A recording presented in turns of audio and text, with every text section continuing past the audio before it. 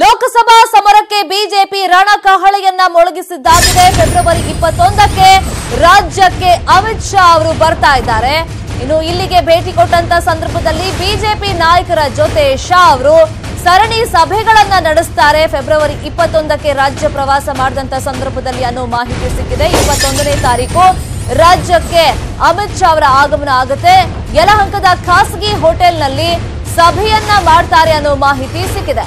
ಇನ್ನು ಲೋಕಸಭಾ ಪ್ರಭಾರಿಗಳು, ಸಂಚಾಲಕರು ಹಾಗೇನೆ ರಾಜ್ಯ ಮಟ್ಟದ ಕಾರ್ಯಕ್ರಮ ಸಂಯೋಜಕರ ಜೊತೆ ಚರ್ಚೆಯನ್ನ ಮಾಡ್ತಾರೆ. ಎಲೆಕ್ಷನ್ಗೆ ಪ್ರಿಪರೇಷನ್ ಏನೇನ್ ಬೇಕು ಆ ಬಗ್ಗೆ ತಯಾರಿಯನ್ನ ನಡೆಸೋದಕ್ಕೇನೆ ಅಮಿತ್ ಶಾ ಅವರು ರಾಜ್ಯ ಪ್ರವಾಸವನ್ನ ಕೈಗೊಳ್ತಾ ಇರೋದು. ಈ ಮುಖಾಂತರ ಲೋಕಸಭಾ ಸಮರಕ್ಕೆ ಬಿಜೆಪಿ ರಣಕಹಳೆಯನ್ನ ಮೊಳಗಿಸ್ತಾ ಇದೆ. ಆಲ್ರೆಡಿ ಮೋದಿ ಅವರು ಬಂದು ಹೋಗಿದ್ದಾಗಿದೆ. ಹುಬ್ಬಳ್ಳಿಯಲ್ಲಿ ಭಾಷಣವನ್ನ ಕೂಡ ಮಾಡಿ ಹೋಗಿದ್ದಾರೆ. ಇದೀಗ ಅಮಿತ್ ಶಾ ಅವರು ರಾಜ್ಯ ಪ್ರವಾಸವನ್ನ ಕೈಗೊಳ್ತಾ ಇದ್ದಾರೆ. ಯಲಹಂಕದ ಖಾಸಗಿ ಹೋಟೆಲ್ನಲ್ಲಿ ಸಭೆಯನ್ನ ಮಾಡ್ತಾರೆ. ಸಭೆ ಮಾಡುವಂತ ಸಂದರ್ಭದಲ್ಲಿ ಏನೆಲ್ಲ ಚುನಾವಣೆಗೆ ಸಂಬಂಧಪಟ್ಟಂತೆ ರಣತಂತ್ರಗಳು ಬೇಕು ಅದನ್ನ ಮಾಡ್ತಾರೆ.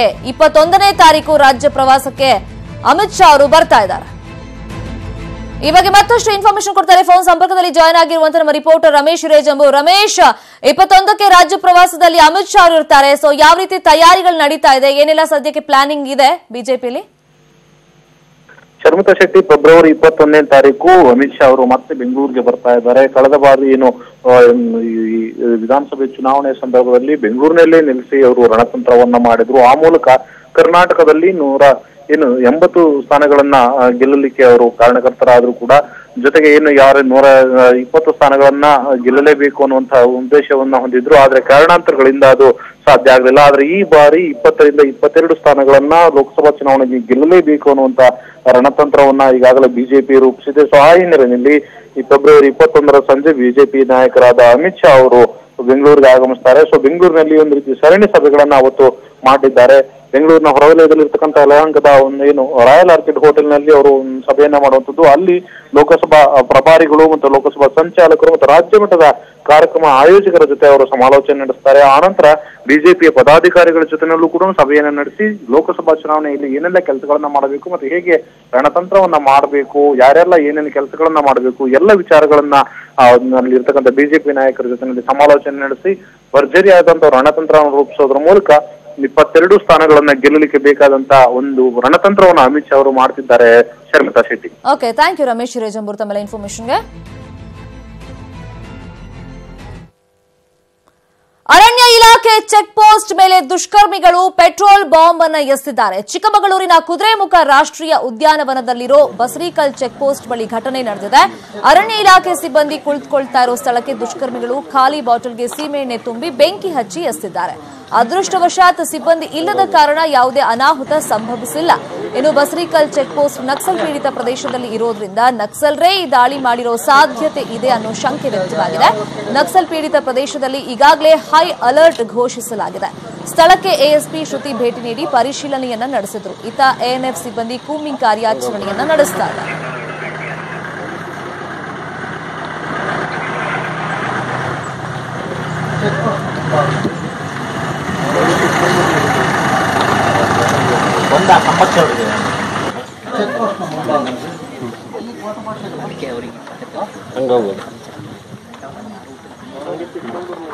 ಇನ್ನು ದೃಶ್ಯದಲ್ಲೂ ನಾವು ಗಮನಿಸ್ತಾ ಇದ್ದೀವಿ ಚೆಕ್ ಪೋಸ್ಟ್ ಮೇಲೆ ಯಾವ ರೀತಿ ಪೆಟ್ರೋಲ್ ಬಾಂಬ್ ಅನ್ನ ಎಸೆದು ಹೋಗಿದ್ದಾರೆ ಅಂತ. ಸದ್ಯಕ್ಕೆ ನಕ್ಸಲ್ ಪೀಡಿತ ಪ್ರದೇಶ ಅದಾಗಿರೋದ್ರಿಂದ ನಕ್ಸಲರೇ ಈ ಕೃತ್ಯವನ್ನ ಮಾಡಿರಬಹುದು ಅನ್ನೋ ಶಂಕೆ ವ್ಯಕ್ತವಾಗ್ತಿದೆ. ಹಾಗಾಗಿ ಕೂಂಬಿಂಗ್ ಕಾರ್ಯಾಚರಣೆ ಸಹಜವಾಗಿ ನಡೀತಿದೆ. ಸ್ಥಳಕ್ಕೆ ಪೊಲೀಸರು ಕೂಡ ಭೇಟಿಯನ್ನ ಕೊಟ್ಟಿದ್ದಾರೆ.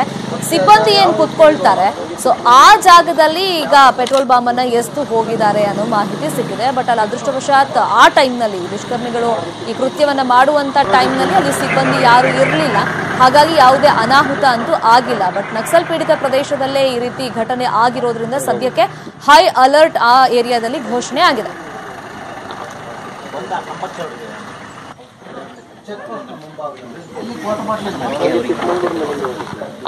ಈ ಬಗ್ಗೆ ಮತ್ತಷ್ಟು ಇನ್ಫಾರ್ಮೇಶನ್ ಕೊಡ್ತಾರೆ. ಫೋನ್ ಸಂಪರ್ಕದಲ್ಲಿ ಜಾಯ್ನ್ ಆಗಿರುವಂತ ನಮ್ಮ ರಿಪೋರ್ಟರ್ ವೀರೇಶ್, ಯಾವಾಗ ಈ ಘಟನೆ ಆಗಿರೋದು? ಸದ್ಯಕ್ಕೆ ಏನಾದ್ರೂ ಕ್ಲೂ ಸಿಕ್ಕಿದ್ಯಾ ಯಾರು ಮಾಡಿದ್ದಾರೆ ಏನು ಎತ್ತ ಅಂತ? ಶರ್ಮಿತಾ, ಏನು ಪೆಟ್ರೋಲ್ ಬಾಂಬ್ ಅನ್ನ ಎಷ್ಟು ದುಷ್ಕರ್ಮಿಗಳು ಘಟನೆ ನಡೆದಿರುವಂತ ಘಟನೆ ಚಿಕ್ಕಮಗಳೂರು ಜಿಲ್ಲೆ ಮೂಡಿಗೆರೆ ತಾಲೂಕಿನ ಕುದುರೆಮುಖ ಸಮೀಪದ ಏನು ಬಸರಿಕಲ್ ಸಮೀಪದ ಚೆಕ್ ಪೋಸ್ಟ್ ಬಳಿ ನಡೆದಿರುವಂತದ್ದು. ಬೆಳಗಿನ ಜಾವ 3 ಗಂಟೆ ಸರಿಸುಮಾರಿಗೆ ಈ ಕೃತ್ಯವನ್ನ ಎಸಗಿ ದುಷ್ಕರ್ಮಿಗಳು ಪರಾರಿಯಾಗಿದ್ದಾರೆ. ಏನು ಈ ಕೃತ್ಯದಿಂದ ಏನಾದ್ರು ನಕ್ಸಲ್ ಚಟುವಟಿಕೆಗಳು ಮತ್ತೆ ಹುಟ್ಟುಕೊಳ್ತಾ ಅನ್ನೋ ಒಂದು ಅನುಮಾನಗಳು ಕೂಡ ಎದುರಾಗ್ತಿರೋದ್ ಹಿನ್ನೆಲೆ ಈಗಾಗಲೇ ಪೊಲೀಸ್ ಇಲಾಖೆ ಮತ್ತು ANF ಸಿಬ್ಬಂದಿಗಳು ಇಲಾಖೆಯಿಂದ ಅಂದ್ರೆ ನಕ್ಸಲ್ ಪೀಡಿತ ಪ್ರದೇಶಗಳಲ್ಲಿ ಸಂಪೂರ್ಣ ಅಲರ್ಟ್ ಆಗಿ ಈಗಾಗಲೇ ಕುಂಬಿ ಕಾರ್ಯಾಚರಣೆ ಕೂಡ ಶುರು ಮಾಡಿದ್ದಾರೆ. ಶರ್ಮಿತಾ, ಓಕೆ, ಅಂದ್ರೆ ಈ ಲೆಟರ್ ಇಟ್ಟಿರೋದು ಅಥವಾ ಭಿತ್ತಿ ಪತ್ರಗಳು ಇಂಥದ್ದೇನಾದ್ರೂ ಅಲ್ಲಿ ಸಿಕ್ಕಿದ್ಯಾ ಅಥವಾ ಈಗ ನಕ್ಸಲರ ಮೇಲೆನೆ ಸ್ಟ್ರಾಂಗ್ ಆಗಿ ಏನಾದ್ರೂ ಆ ತರದ ಕ್ಲೂ ಸಿಕ್ಕಿದ್ಯಾ ಅವರೇ ಮಾಡಿರ್ಬೋದು ಈ ಕೃತ್ಯ ಅಂತ ಹೇಳೋದಕ್ಕೆ? ಆ ತರದ ಯಾವುದೇ ಸುಳಿವುಗಳು ಸಿಕ್ಕಿಲ್ಲ. ಅಂದ್ರೆ 5 ಪೆಟ್ರೋಲ್ ಬಾಂಬ್ಗಳನ್ನ ಎಷ್ಟು ಹೋಗಿದ್ದಾರೆ, ಅದರಲ್ಲಿ 4 ಪೆಟ್ರೋಲ್ ಬಾಂಬ್ಗಳು ಸಿಡಿದಿರೋದ್ರಿಂದ ಏನು ಆ ಚೆಕ್ ಪೋಸ್ಟ್ ನಲ್ಲಿ ಇದ್ದಂತ ದಾಖಲೆಗಳು ಸಂಪೂರ್ಣ ಹಾನಿಯಾಗಿರುವಂತದ್ದು. ಏನು ಅದೇ ಜಾಗದಲ್ಲಿ ಅರಣ್ಯ ಇಲಾಖೆಯ ಏನು ಸಿಬ್ಬಂದಿಗಳು ಕೂರ್ತಾ ಇದ್ರು, ಆದ್ರೆ ಅದೃಷ್ಟವಶಾತ್ ನಿನ್ನೆ ಆ ಜಾಗದಲ್ಲಿ ಇರ್ಲಿಲ್ಲ, ಬೇರೆ ಜಾಗದಲ್ಲಿ ಇದ್ರು. ಆ ಹಿನ್ನೆಲೆಯಲ್ಲಿ ಯಾವುದೇ ರೀತಿಯ ಪ್ರಾಣಾಪಾಯಗಳು ಸಂಭವಿಸಿಲ್ಲ. ಒಂದು ಅದೃಷ್ಟವಶಾತ್ ಅರಣ್ಯ ಇಲಾಖೆಯ ಸಿಬ್ಬಂದಿಗಳು ಪಾರಾಗಿದೆ. ಅಂದ್ರೆ ಬೆಳಗಿನ ಜಾವ ಸರಿಸುಮಾರು 3 ಗಂಟೆಗೆ ನಡೆದಿರೋ ಹಿನ್ನೆಲೆಯಲ್ಲಿ ನಕ್ಸಲರು ಏನಾದ್ರು ಮಾಡಿದಾರ ಅಥವಾ ಯಾರು ಈ ಕೃತ್ಯ ಎಸಗಿದ್ದಾರೆ ಅಂತ ಈಗಾಗಲೇ ಪೊಲೀಸರು ತನಿಖೆಯನ್ನ ಆರಂಭಿಸಿದ್ದಾರೆ. ಏನು ASP ಶ್ರುತಿ ಕೂಡ ಈಗಾಗಲೇ ಸ್ಥಳಕ್ಕೆ ಭೇಟಿ ನೀಡಿ ಪರಿಶೀಲನೆ ಮಾಡಿದ್ದಾರೆ. ಅಂದ್ರೆ ನಕ್ಸಲರೇ ಮಾಡಿದಾರ ಅಥವಾ ಬೇರೆಯವ್ರು ಮಾಡಿದಾರ ಅನ್ನೋದು ಇನ್ನಷ್ಟೇ ತಿಳಿಬೇಕಾಗಿದೆ.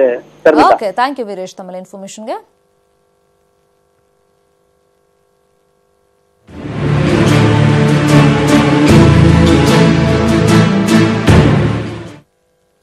ಮಂಡ್ಯದ ಹುತಾತ್ಮ ಯೋಧ ಗುರುಗೆ ಸ್ಮಾರಕ ನಿರ್ಮಾಣವನ್ನ ಮಾಡಲಾಗುತ್ತೆ. ಅಂತ್ಯ ಸಂಸ್ಕಾರ ನಡೆದ 10 ಗುಂಟೆ ಜಾಗದಲ್ಲಿ ಸ್ಮಾರಕ ನಿರ್ಮಾಣ ಮಾಡಲಾಗುತ್ತೆ ಅನ್ನೋ ಮಾಹಿತಿ ಸಿಕ್ಕಿದೆ. ಮದ್ದೂರಿನಲ್ಲಿ ಸಾರಿಗೆ ಸಚಿವ DC ತಮ್ಮಣ್ಣ ಅವರು ಈ ಬಗ್ಗೆ ಹೇಳಿಕೆಯನ್ನ ಕೊಟ್ಟಿದ್ದಾರೆ. ಸ್ಮಾರಕ ನಿರ್ಮಾಣ ಮಾಡ್ತೀವಿ, ಅಂತ್ಯ ಸಂಸ್ಕಾರ ನಿನ್ನೆ ಆಯ್ತಲ್ಲ, ಸೊ ಆ 10 ಗುಂಟೆ ಜಾಗದಲ್ಲೇ ಸ್ಮಾರಕ ನಿರ್ಮಾಣ ಆಗತ್ತೆ ಅಂತ ಮದ್ದೂರಿನಲ್ಲಿ ಸಾರಿಗೆ ಸಚಿವ DC ತಮ್ಮಣ್ಣ ಅವರು ಈಗ ಹೇಳಿಕೆಯನ್ನ ಕೊಟ್ಟಿದ್ದಾರೆ. ಸರ್ಕಾರಿ ಜಾಗದಲ್ಲೇ ನಿನ್ನೆ ಅಂತ್ಯ ಸಂಸ್ಕಾರ ಆಗಿದ್ದು, ಇದೀಗ ಅದೇ ಜಾಗದಲ್ಲಿ ನಾವು ಸ್ಮಾರಕ ನಿರ್ಮಾಣ ಮಾಡ್ತೀವಿ ಅಂತ DC ತಮ್ಮಣ್ಣ ಅವರು ಹೇಳಿಕೆ ಕೊಟ್ಟಿದ್ದಾರೆ.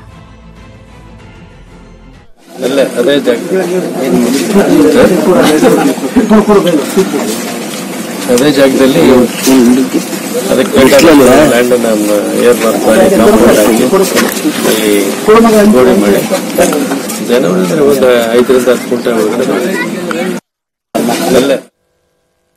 ಇನ್ನು ಹುತಾತ್ಮರಾದ ಮಂಡ್ಯದ ಯೋಧ ಗುರು ಮನೆಗೆ ಸ್ಯಾಂಡಲ್ವುಡ್ ನಟ ನಟಿಯರು ಭೇಟಿ ನೀಡಿ ಸಾಂತ್ವನವನ್ನ ಹೇಳಿದರು. ನಿರ್ದೇಶಕ ರಿಷಬ್ ಶೆಟ್ಟಿ ಹಾಗೆಯೇ ನಟಿ ಹರಿಪ್ರಿಯಾ ಸೇರಿದಂತೆ ಹಲವು ನಟರು ಕುಟುಂಬದವರಿಗೆ ಸಾಂತ್ವನ ಹೇಳಿದರು. ಈ ವೇಳೆ ಹುತಾತ್ಮ ಗುರು ಕುಟುಂಬದ ಕಣ್ಣೀರು ಕಂಡು ಭಾವುಕರಾಗಿ ಕಣ್ಣೀರನ್ನ ಹಾಕಿದ್ರು. ನಂತರ ಚಿತೆಯ ಬಳಿ ತೆರಳಿ ಶ್ರದ್ಧಾಂಜಲಿಯನ್ನ ಸಲ್ಲಿಸಿದರು. ಯೋಧನ ಕುಟುಂಬಕ್ಕೆ 50,000 ಧನ ಸಹಾಯವನ್ನ ಮಾಡಿದರು.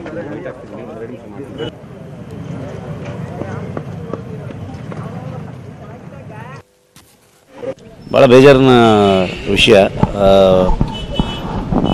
ಸೊ ನಾನು ಕೂಡ ಕಾಶ್ಮೀರದಲ್ಲಿ ಒಂದು ಸಲ ಶೂಟ್ ಮಾಡೋಕ್ಕೆ ಹೋದಾಗ ಒಂದು 15 ದಿವಸ ಇದ್ದೆ. ಅಲ್ಲಿ ಸೈನಿಕರು ಹೇಗೆ 24 ಗಂಟೆ 24/7 ಕಂಪ್ಲೀಟ್ ಒಂದು ಅಲರ್ಟ್ ಆಗಿ ಇದ್ಕೊಂಡು ಅವರು ಅಲ್ಲೊಂದು ದೇಶಕ್ಕೊಂದು ಸೇವೆ ಸಲ್ಲಿಸ್ತಾ ಇರ್ತಾರೆ ಅನ್ನೋದು. ನಾವಿಲ್ಲಿ ಆರಾಮಾಗಿದ್ದೀವಿ ಇವತ್ತು, ಇಷ್ಟು ಓಡಾಡಿಕೊಂಡು ಖುಷಿಯಾಗಿ ನಮ್ಮ ಜೀವನ, ನಮ್ಮ ಫ್ಯಾಮಿಲಿ, ನಮ್ಮ ಫ್ರೆಂಡ್ಸು, ಈ ಎಲ್ಲ ಖುಷಿಗೆ ಮೇನ್ ರೀಸನ್ ನಮ್ಮ ದೇಶ ಕಾಯ್ತಿರುವಂಥ ಸೈನಿಕರು. ಹೀಗೆ ಬಿಟ್ಟರೆ ಮೋಸ್ಟ್ಲಿ ಇದು ಎಲ್ಲಿ ಬೇಕಾದ್ರೂ ನಡೆಯುತ್ತೆ ಅಂತ ಅನಿಸುತ್ತೆ. ಬರೀ ಕಾಶ್ಮೀರ ಮಾತ್ರ ಅಲ್ಲದೆ ದೇಶದ ಉದ್ದಗಲಕ್ಕೂ ಇಂಥದ್ದು ಜಾಸ್ತಿ ಆಗಿ ಹೋಗೋ ಸಾಧ್ಯತೆಗಳಿರುತ್ತೆ. ಇದಕ್ಕೆ ತಕ್ಕ ಉತ್ತರ ಕೊಡಬೇಕು. ಹೆಂಗೆ ಕೊಡಬೇಕು ಅಂತಂದರೆ, ಇಲ್ಲಿವರೆಗೆ ಒಂದು ಭಾರತ ಅಂತಂದರೆ ಒಂದು ಶಾಂತಿಪ್ರಿಯ ದೇಶ ಅಂತ ಏನಿತ್ತಲ್ವ, ಸೊ ಹಾಗೆ ಇವತ್ತು ಅವ್ರ ತಾಯಿನ ಮೀಟ್ ಮಾಡಿ, ಅವ್ರ ಕುಟುಂಬದವ್ರನ್ನ ಮೀಟ್ ಮಾಡಿ, ಅಟ್ಲೀಸ್ಟ್ ನಾವೆಲ್ಲ ಒಂದು ಇದೀವಂತ ಅವ್ರಿಗೊಂದು ಧೈರ್ಯ ತುಂಬಿದ್ರೆ ಅವಾಗ ಅವ್ರಿಗೆ ಈಗ ಇಡೀ ದೇಶ ಹೆಮ್ಮೆ ಪಡುವಂಥ ಒಬ್ಬ ಯೋಧ, ಅದು ನಮ್ಮವರು, ಒಬ್ಬ ಕನ್ನಡದವರು ಅಂತಂದಾಗ ನಾವು ಅವ್ರ ಜೊತೆಗೆ ಇದೀವಿ ಅನ್ನೋದನ್ನ ನಾವು ತೋರಿಸಲೇಬೇಕದನ್ನು. ಇವತ್ತು 49 ಮೆಂಬರ್ಸ್ನ ಕಳ್ಕೊಂಡಿದ್ದೀವಿ, ನಮ್ಮ ದೇಶದ ಸೋಲ್ಜರ್ಸ್ನ. So we have to fight back. ನಾವು ಇದಕ್ಕೆ ಆನ್ಸರ್ ಕೊಡಲೇಬೇಕು. ಏನು ನೇರ ಬಂದು ಹೊಡೆದಾಡಿದರೆ ಓಕೆ, ಯುದ್ಧದಲ್ಲಿ ಹೀಗಾಯಿತು ಅನ್ಬೋದಿತ್ತು. ಬಟ್ ಏನು ಹೇಡಿಗಳ ಥರ ಬಂದು ಈ ರೀತಿ ಮಾಡಿರೋದು ಇಟ್ಸ್ ಡೆಫಿನೆಟ್ಲಿ ನಾಟ್ ರೈಟ್. ನಮ್ಮ ಸೆಂಟ್ರಲ್ ಗೌರ್ಮೆಂಟ್ ಅವರು ಆದಷ್ಟು ಬೇಗ ಒಂದು ಒಳ್ಳೆ ಡಿಸಿಷನ್ ತೊಗೋಬೇಕು, ಅವ್ರಿಗೆ ಪ್ರತ್ಯುತ್ತರ ಕೊಡಲೇಬೇಕು. ಸೊ ದಟ್ ಅವ್ರಿಗೂ ಅರ್ಥ ಆಗಬೇಕು, ನಮ್ಮ ಏನೋ ದೇಶದಲ್ಲಿ ನಮ್ಮ ಫ್ಯಾಮ್ಲೀಸ್ಗೆ ನಮಗೆಲ್ಲ ಎಷ್ಟು ನೋವಾಗಿದೆ. ಸೊ ಏನೋ ನಮ್ಮ ಫ್ಯಾಮಿಲಿ ಮೆಂಬರ್ನ ಕಳ್ಕೊಂಡಾಗ ಏನು ನೋವಾಗುತ್ತೆ ಅನ್ನೋದು ಅವ್ರಿಗೂ ಅರ್ಥ ಮಾಡಿಸ್ಬೇಕು. ಶಾಂತಿಯಾಗಿ ಇದ್ದು ಅವ್ರಿಗೆ ಅರ್ಥ ಮಾಡಿಸೋದು ಅದು ಆಯಿತು. ಬಿಕಾಸ್ ಅದು ಅರ್ಥ ಮಾಡ್ಕೊಳ್ಳೋವಂಥವ್ರಾಗಿದ್ದರೆ ಈ ರೀತಿ ಕೆಲಸಗಳು ಮಾಡ್ತಾನೆ ಇರಲಿಲ್ಲ. ಸೊ ಹಾಗಾಗಿ ಖಂಡಿತವಾಗ್ಲೂ ಆದಷ್ಟು ಬೇಗ we have to give them answer. ಆದಷ್ಟು ಬೇಗ ಇಲ್ಲಿ ಬಂದು ಎಲ್ರಿಗೂ ರೆಸ್ಟ್ ಇನ್ ಪೀಸ್ ಅಂತ ಹೇಳ್ತಿರ್ತೀವಲ್ವ, ಈಸ್ ಜಸ್ಟ್ ರೆಸ್ಟಿಂಗ್ ಅಷ್ಟೇ, ಇನ್ನೂ ಪೀಸ್ ಸಿಕ್ಕಿರಲ್ಲ. ನಾವು ಬೇಗ ಫೈಟ್ ಬ್ಯಾಕ್ ಮಾಡಿದ್ರೆ ಅಷ್ಟೇ ನಮಗೋಸ್ಕರ ಯಾರ್ಯಾರು ಪ್ರಾಣ ತ್ಯಾಗ ಮಾಡಿದಾರಲ್ವ ಅವ್ರಿಗೆಲ್ಲರಿಗೂ ಪೀಸ್ ಸಿಗೋದು ಖಂಡಿತವಾಗ್ಲೂ ನಾವು ಆನ್ಸರ್ ಕೊಟ್ಟಾಗ್ಲೂ ಅಷ್ಟೇ. ಇನ್ನು ಪುಲ್ವಾಮಾದಲ್ಲಿ ನಡೆದ ಉಗ್ರರ ದಾಳಿಯಲ್ಲಿ ಹುತಾತ್ಮರಾದ ವೀರ ಯೋಧರಿಗೆ ರಕ್ತದಲ್ಲಿ ಚಿತ್ರ ಬಿಡಿಸಿ ಶ್ರದ್ಧಾಂಜಲಿಯನ್ನ ಸಲ್ಲಿಸಲಾಯಿತು. ಬಾಗಲಕೋಟೆ ಜಿಲ್ಲೆಯ ಜಮಖಂಡಿಯ ಚಿತ್ರಕಲಾ ಶಿಕ್ಷಕ ಸಂಗಮೇಶ್ ಬಗಲಿ ತಮ್ಮ ರಕ್ತದಲ್ಲೇ ಮಂಡ್ಯದ ಹುತಾತ್ಮ ಯೋಧ ಎಚ್ ಗುರುವಿನ ಚಿತ್ರ ಬಿಡಿಸಿ ವಿಭಿನ್ನ ರೀತಿಯಲ್ಲಿ ಶ್ರದ್ಧಾಂಜಲಿಯನ್ನ ಸಮರ್ಪಿಸಿದ್ರು. ಈ ಹಿಂದೆ ಹಲವು ಮಹಾನ್ ಪುರುಷರ ಭಾವಚಿತ್ರವನ್ನ ಶಿಕ್ಷಕ ರಕ್ತದಲ್ಲೇ ಬಿಡಿಸಿದ್ರು. ಈಗ ಹುತಾತ್ಮ ಯೋಧ ಗುರುವಿನ ಭಾವಚಿತ್ರ ಎಲ್ಲರ ಗಮನ ಸೆಳೀತಾ ಇದೆ.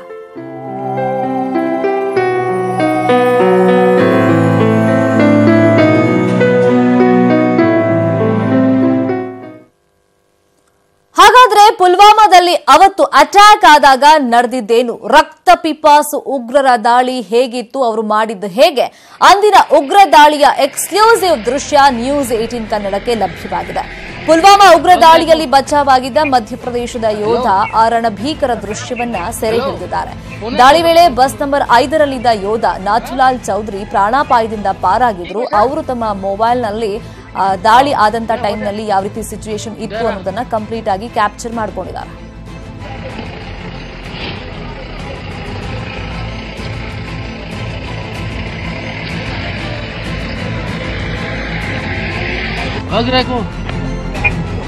हेलो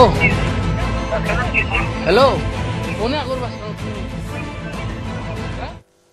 ಲೋಕಸಭೆ ಚುನಾವಣೆಗೆ ಕಾಂಗ್ರೆಸ್ ಕೂಡ ಸಜ್ಜಾಗ್ತಾ ಇದೆ. 3 ಕಾರ್ಯಾಧ್ಯಕ್ಷ ಸ್ಥಾನವನ್ನ ಚುನಾವಣೆಗೋಸ್ಕರನೇ ನಿರ್ಮಿಸ್ತಾ ಇದೆ ಕಾಂಗ್ರೆಸ್. 3 ಕಾರ್ಯಾಧ್ಯಕ್ಷರ ನೇಮಕಕ್ಕೆ ಈಗ ನಿರ್ಧಾರವನ್ನ ಮಾಡಿದೆ ಕಾಂಗ್ರೆಸ್ ಅನ್ನೋ ಮಾಹಿತಿ ಲಭ್ಯವಾಗಿದೆ. 3 ಕಾರ್ಯಾಧ್ಯಕ್ಷ ಸ್ಥಾನವನ್ನ ಲೋಕಸಭೆ ಚುನಾವಣೆಗೋಸ್ಕರನೇ ನಿರ್ಮಾಣ ಮಾಡ್ತಾ ಇದೆ ಕಾಂಗ್ರೆಸ್. 3 ಕಾರ್ಯಾಧ್ಯಕ್ಷರ ನೇಮಕಕ್ಕೆ ಈಗ ನಿರ್ಧಾರವನ್ನ ಮಾಡಿಕೊಂಡಿದೆ. ಇಲ್ಲೂ ಕೂಡ ಸಾಕಷ್ಟು ಲೆಕ್ಕಾಚಾರಗಳನ್ನ ಕಾಂಗ್ರೆಸ್ ಪಕ್ಷ ಇಟ್ಕೊಂಡಿದೆ. ಈ ಮುಖಾಂತರವಾಗಿ ಲೋಕಸಭೆ ಚುನಾವಣೆಗೆ ಕಾಂಗ್ರೆಸ್ ಸಜ್ಜಾಗಿದೆ, ರಣತಂತ್ರಗಳನ್ನ ಮಾಡ್ತಾ ಇದೆ. ಇನ್ನು ಪಕ್ಷದಲ್ಲಿ 3 ಕಾರ್ಯಾಧ್ಯಕ್ಷ ಸ್ಥಾನವನ್ನ ರಚನೆ ಮಾಡೋದಕ್ಕೆ ಇದೀಗ ಕಾಂಗ್ರೆಸ್ ನಿರ್ಧಾರಕ್ಕೆ ಬಂದಿದೆ ಅನ್ನೋ ಮಾಹಿತಿ ಲಭ್ಯವಾಗಿದೆ. ಸದ್ಯ ಈಶ್ವರ್ ಖಂಡ್ರೆ ಒಬ್ಬರೇ ಕಾರ್ಯಾಧ್ಯಕ್ಷರಾಗಿದ್ದಾರೆ ನಮ್ಮ ರಾಜ್ಯದಲ್ಲಿ. ಇವರ ಜೊತೆಗೆ 2 ಕಾರ್ಯಾಧ್ಯಕ್ಷರ ಹುದ್ದೆಗೆ ಶೀಘ್ರದಲ್ಲೇ ನೇಮಕವನ್ನ ಮಾಡೋದಕ್ಕೆ ಕಾಂಗ್ರೆಸ್ ನಿರ್ಧಾರವನ್ನ ಮಾಡಿಕೊಂಡಿದೆ. ಅದರಲ್ಲಿ ಎಚ್.ಸಿ. ಮಹದೇವಪ್ಪ ಅವ್ರಿಗೂ ಕೂಡ ಕಾರ್ಯಾಧ್ಯಕ್ಷ ಸ್ಥಾನವನ್ನ ನೀಡೋದಕ್ಕೆ ಕಾಂಗ್ರೆಸ್ ತೀರ್ಮಾನವನ್ನ ಮಾಡಿಕೊಂಡಿದೆ ಅಂತ ಹೇಳಲಾಗ್ತಿದೆ. ಇಲ್ಲೂ ಕೂಡ ಲೆಕ್ಕಾಚಾರ ಇದೆ. ಎಸ್ಸಿ ಎಸ್ಟಿ ಮತಗಳನ್ನ ಸೆಳೆಯೋದಕ್ಕೆ ಮಹದೇವಪ್ಪಗೆ ಸ್ಥಾನವನ್ನ ಕೊಡೋದಕ್ಕೆ ಈಗ ಕಾಂಗ್ರೆಸ್ ತೀರ್ಮಾನಕ್ಕೆ ಬಂದಿರೋದು. ಇನ್ನೊಂದು ಹುದ್ದೆ ಇದೆಯಲ್ಲ ಕಾರ್ಯಾಧ್ಯಕ್ಷ ಸ್ಥಾನ, ಅದನ್ನ ಒಕ್ಕಲಿಗರಿಗೆ ನೀಡೋದಕ್ಕೆ ಒತ್ತಡ ಜಾಸ್ತಿಯಾಗಿ ಕೇಳಿ ಬರ್ತಾ ಇದೆ.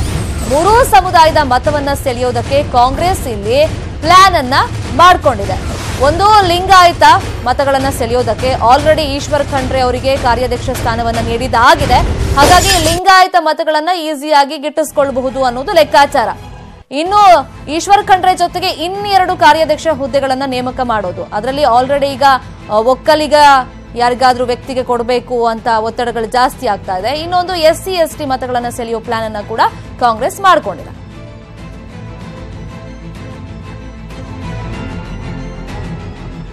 ಇನ್ನು ಕಾಂಗ್ರೆಸ್ನ ಕಾರ್ಯತಂತ್ರಗಳ ಬಗ್ಗೆ ಮತ್ತಷ್ಟು ಮಾಹಿತಿಯನ್ನ ಕೊಡ್ತಾರೆ. ನ್ಯೂಸ್ ರೂಮ್ ಇಂದ ನೇರ ಸಂಪರ್ಕದಲ್ಲಿ ಜಾಯ್ನ್ ಆಗಿರುವಂತ ನಮ್ಮ ರಿಪೋರ್ಟರ್ ರಮೇಶ್ ಹಿರೇಜಂಬು. ರಮೇಶ್, 3 ಕಾರ್ಯಾಧ್ಯಕ್ಷ ಸ್ಥಾನಗಳನ್ನ ಇಲ್ಲಿ ರಚನೆ ಮಾಡೋ ಮುಖಾಂತರವಾಗಿ ಒಂದು ಆಲ್ರೆಡಿ ಇದೆ, ಈಶ್ವರ್ ಖಂಡ್ರೆ ಅವರು ಇದ್ದಾರೆ.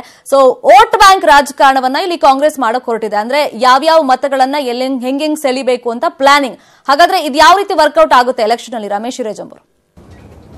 ಶರ್ಮಿತಾ ಶೆಟ್ಟಿ, ಈಗಾಗಲೇ ಇಡೀ ದೇಶದಲ್ಲಿ ಕಾಂಗ್ರೆಸ್ ಒಂದು ಒಕ್ಕೂಟವನ್ನು ಮಾಡಿಕೊಂಡು ಮಹಾಗಠಬಂಧನ ಮೂಲಕ ಚುನಾವಣೆಗೆ ಹೋಗ್ತಾ ಇರುವಂತದ್ದು ಒಂದು ಕಡೆ, ಆದರೆ ಕರ್ನಾಟಕದಲ್ಲೂ ಕೂಡ ಜೆಡಿಎಸ್ ಜೊತೆಗೆ ಕಾಂಗ್ರೆಸ್ ಮೈತ್ರಿಯನ್ನ ಮಾಡಿಕೊಂಡು ಚುನಾವಣೆಗೆ ಇಳಿತಾ ಇರುವಂತದ್ದು. ಇದೆಲ್ಲದರ ನಡುವೆಯೂ ಕೂಡ ಕಾಂಗ್ರೆಸ್ನ ಏನು ಸ್ಥಾನಗಳ ಹೆಚ್ಚಾಗಬೇಕು ಅನ್ನೋ ಕಾರಣಕ್ಕಾಗಿ ಈಗಾಗಲೇ ಕಾಂಗ್ರೆಸ್ ಒಳಗೆ ಒಂದು ರಣತಂತ್ರವನ್ನು ಕೂಡ ಮಾಡ್ತಾ ಇರುವಂತದ್ದು. ಈ ಕರ್ನಾಟಕದಲ್ಲಿ ಕಳೆದ ಬಾರಿ ಇಬ್ಬರು ಕಾರ್ಯಾಧ್ಯಕ್ಷರು ಇದ್ರು. ಆ ಒಂದ್ ಕಡೆ ದಿನೇಶ್ ಗುಂಡೂರಾವ್, ಮತ್ತೊಂದು ಕಡೆ ಎಸ್.ಆರ್. ಪಾಟೀಲ್ ಅವರನ್ನ ಆ 2 ಹುದ್ದೆಗಳಿಗೆ ನೇಮಕ ಮಾಡಲಾಗಿತ್ತು. ಆದರೆ ಅಧ್ಯಕ್ಷ ಸ್ಥಾನದಲ್ಲಿ ಪರಮೇಶ್ವರ್ ಇದ್ರು. ಆದರೆ ಈಗ ಅಧ್ಯಕ್ಷ ಸ್ಥಾನವನ್ನ ದಿನೇಶ್ ಗುಂಡೂರಾವ್ ಅವರಿಗೆ ಕೊಟ್ಟಿರುವ ಹಿನ್ನೆಲೆಯಲ್ಲಿ ದಿನೇಶ್ ಗುಂಡೂರಾವ್ ಅವರ ಕಾರ್ಯಾಧ್ಯಕ್ಷ ಸ್ಥಾನ ಒಂದು ಕಡೆ ಖಾಲಿ ಇರುವಂತದ್ದು, ಮತ್ತೊಂದು ಕಡೆಯಲ್ಲಿ ಈಗ ಈಶ್ವರ್ ಖಂಡ್ರೆ ಒಬ್ಬರನ್ನ ಕಾರ್ಯಾಧ್ಯಕ್ಷ ಹುದ್ದೆಗೆ ನೇಮಕ ಮಾಡಿದ್ದಾರೆ.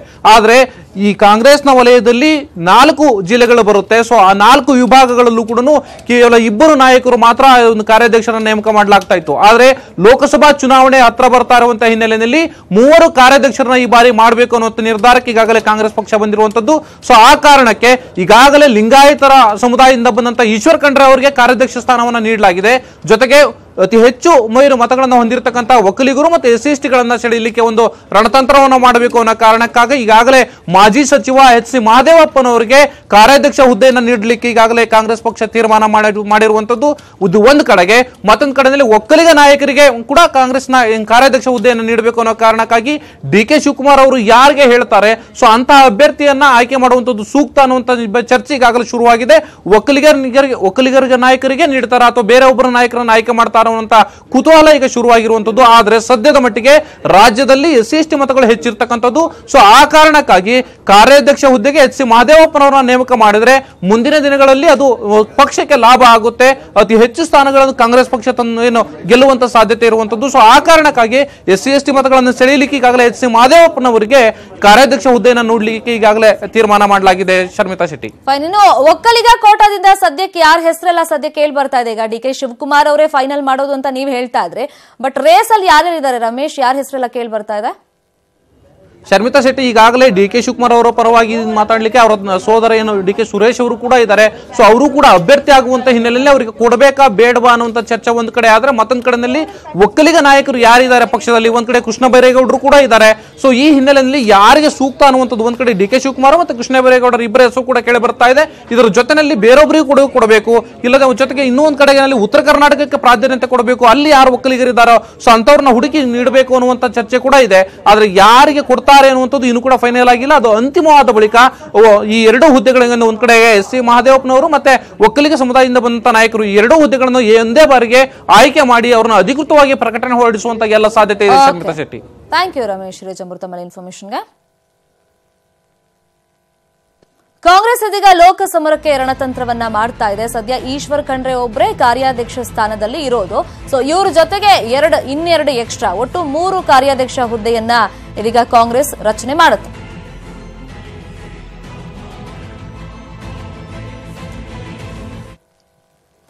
ರಾಜಕೀಯ ನಿಂತ ನೀರಲ್ಲ ಅನ್ನೋ ಮೂಲಕ ಮಾಜಿ ಸಚಿವ ಎ ಮಂಜು ಪರೋಕ್ಷವಾಗಿ ಬಿಜೆಪಿಗೆ ಹೋಗೋ ಸುಳಿವನ್ನ ಕೊಟ್ಟಿದ್ದಾರೆ. ಹಾಸನ ಲೋಕಸಭೆ ಕ್ಷೇತ್ರದಿಂದ ದೇವೇಗೌಡರು ಸ್ಪರ್ಧೆ ಮಾಡಿದ್ರೆ ಮಾತ್ರ ಅವರಿಗೆ ಬೆಂಬಲವನ್ನ ನೀಡ್ತೀವಿ, ಪ್ರಜ್ವಲ್ ರೇವಣ್ಣ ಅಭ್ಯರ್ಥಿ ಆದ್ರೆ ನಾವು ಬೆಂಬಲವನ್ನ ಕೊಡೋದಿಲ್ಲ ಅಂತ ಎ ಮಂಜು ಗುಡುಗಿದ್ದಾರೆ. ಅಲ್ಲದೆ ನಾನು ಇಲ್ಲಿವರೆಗೂ ಬಿಜೆಪಿಗೆ ಹೋಗ್ತೀನಿ ಅಂತ ಹೇಳಿಲ್ಲ, ಪ್ರಜ್ವಲ್ಗೆ ಟಿಕೆಟ್ ಕೊಟ್ರೆ ಮುಂದೆ ನಿರ್ಧಾರ ಮಾಡಬೇಕಾಗುತ್ತೆ ಅಂತ ಕಾಂಗ್ರೆಸ್ ನಾಯಕರಿಗೆ ಎಚ್ಚರಿಕೆಯನ್ನ ಕೊಟ್ಟಿದ್ದಾರೆ. ಅಲ್ಲದೆ ನಾನು ದೇವೇಗೌಡ ಕುಟುಂಬದ ರಾಜಕೀಯ ವಿರೋಧಿ, ವೈಯಕ್ತಿಕ ವಿರೋಧಿ ಅಲ್ಲ ಅಂತ ಕೂಡ ಹೇಳಿದ್ದಾರೆ.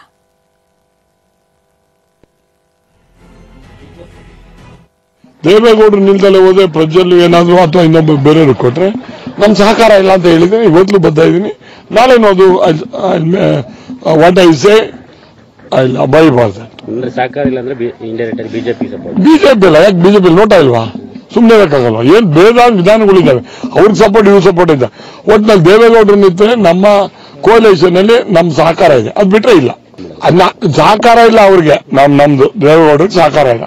ದೇವೇಗೌಡರು ಮಾಡ್ತೀವಿ ಕೋಲೇಷನ್ ಅವರೇ ನಿಂತ್ರೆ, ಅದ್ ಬಿಟ್ರೆ ಮುಂದಿನ ದಿನಗಳಲ್ಲಿ ರಾಜಕಾರಣ ನಿಂತಿರಲ್ವಲ್ರಿ.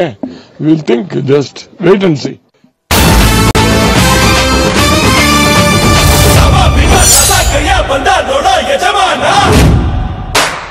ದರ್ಶನ್ಗೆ ಭವಿಷ್ಯದ ಮೇಲೆ ನಂಬಿಕೆಯೇ ಹೋಯ್ತಾ?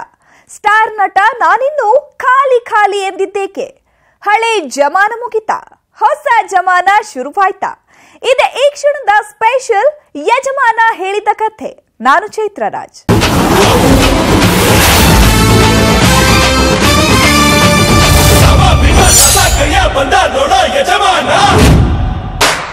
ದರ್ಶನ್ ಅಭಿಮಾನಿಗಳ ಪ್ರೀತಿಯ ಡಿವಾಸ್, ಸ್ಯಾಂಡಲ್ವುಡ್ನ ನಯಾ ಯಜಮಾನ, ಬಾಕ್ಸ್ ಆಫೀಸ್ಗೆ ಸುಲ್ತಾನ. ಇಂತಹ ದರ್ಶನ್ ನನಗೆ ಭವಿಷ್ಯದ ಮೇಲೆಯೇ ನಂಬಿಕೆ ಇಲ್ಲ ಅಂತ ಹೇಳಿದ್ದಾರೆ. ಅಷ್ಟಕ್ಕೂ ದಾಸ ದರ್ಶನ್ ಇಂಥದ್ದೊಂದು ಮಾತನಾಡಿದ್ದಾದ್ರೂ ಯಾಕೆ? ಆ ಕುರಿತ ಎಕ್ಸ್ಕ್ಲೂಸಿವ್ ರಿಪೋರ್ಟ್ ಇಲ್ಲಿದೆ ನೋಡಿ. ದರ್ಶನ್ಗೆ ಭವಿಷ್ಯದ ಮೇಲೆ ನಂಬಿಕೆಯೇ ಹೋಯ್ತಾ? ಅಭಿಮಾನಿಗಳ ಪ್ರೀತಿಯ ಡಿ ಬಾಸ್ ಮಾತಿನ ಮರ್ಮವೇನು?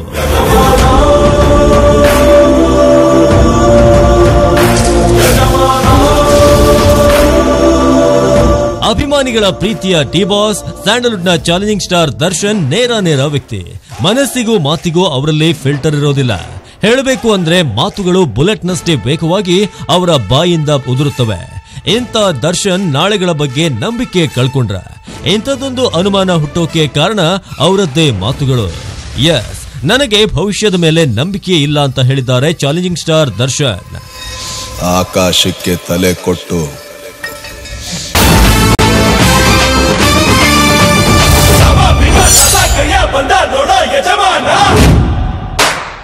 ದರ್ಶನ್ಗೆ ಭವಿಷ್ಯದ ಮೇಲೆ ನಂಬಿಕೆಯೇ ಹೋಯ್ತಾ? ಸ್ಟಾರ್ ನಟ ನಾನಿನ್ನು ಖಾಲಿ ಎಂದಿದ್ದೇಕೆ? ಹಳೆ ಜಮಾನ ಮುಗಿತಾ, ಹೊಸ ಜಮಾನ ಶುರುವಾಯ್ತಾ? ಇದೆ ಈ ಕ್ಷಣದ ಸ್ಪೆಷಲ್ ಯಜಮಾನ ಹೇಳಿದ ಕಥೆ. ನಾನು ಚೈತ್ರ ರಾಜ್.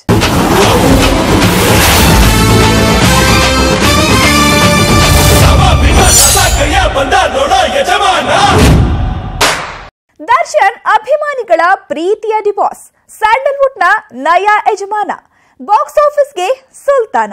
ಇಂತಹ ದರ್ಶನ್ ನನಗೆ ಭವಿಷ್ಯದ ಮೇಲೆಯೇ ನಂಬಿಕೆ ಇಲ್ಲ ಅಂತ ಹೇಳಿದ್ದಾರೆ. ಅಷ್ಟಕ್ಕೂ ದಾಸ ದರ್ಶನ್ ಇಂಥದ್ದೊಂದು ಮಾತನಾಡಿದ್ದಾದ್ರೂ ಯಾಕೆ? ಆ ಕುರಿತ ಎಕ್ಸ್ಕ್ಲೂಸಿವ್ ರಿಪೋರ್ಟ್ ಇಲ್ಲಿದೆ ನೋಡಿ. ದರ್ಶನ್ಗೆ ಭವಿಷ್ಯದ